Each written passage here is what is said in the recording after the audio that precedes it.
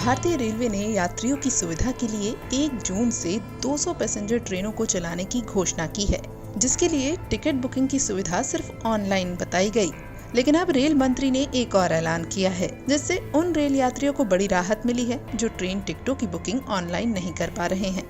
Rail मंत्री पीयूष गोयल ने कहा है कि देश भर के करीब 1,70,000 कॉमन सर्विसेज सेंटरों पर ट्रेन टिकटों की बुकिंग शुक्रवार से बहाल हो जाएगी। अभी तो ये ऑनलाइन बुकिंग शुरू की है।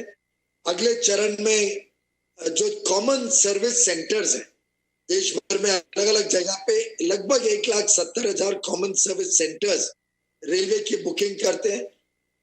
कल तक हम उन सब में भी बुकिंग शुरू कर देंगे। एक सेवा के रूप में वो बुकिंग करेंगे अपने यात्रियों की। दरअसल कॉमन सर्विस सेंटर ग्रामीण और दूरस्थ स्थानों पर सरकार की ई सेवा को उपलब्ध कराने वाले केंद्र हैं। ये सेंटर उन जगहों पर होते हैं जहां कंप्यूटर और इंटरनेट की उपलब्धता बहुत कम या नहीं होती है। मंत्री ने ये भी कहा कि अगले 2 से 3 दिनों में कुछ स्टेशनों में काउंटरों पर भी बुकिंग शुरू होगी। एक 2-3 दिन बाद जो काउंटर्स हैं अलग अलग स्टेशन, मेन स्टेशन पे काउंटर्स भी शुरू करेंगे।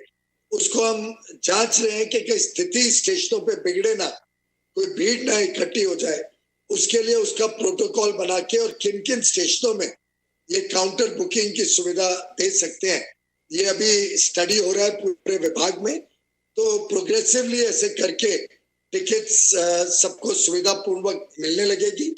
आपको जान के खुशी होगी कि अब तो शायद 2 घंटे भी नहीं हुए हैं और 2 से ढाई घंटे में लगभग 4 लाख से 5 लाख पैसेंजर टिकट्स बुक हो चुकी है।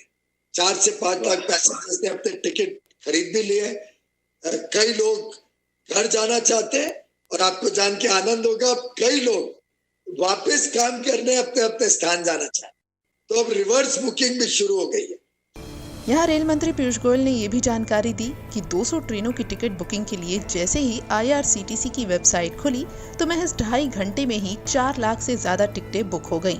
वहीं पीयूष गोयल ने इतने कम समय में इतनी ज्यादा संख्या में हुई टिकट बुकिंग को देखते हुए कहा कि रेलवे आने वाले दिनों में ट्रेनों की संख्या में बढ़ोतरी भी करेगी।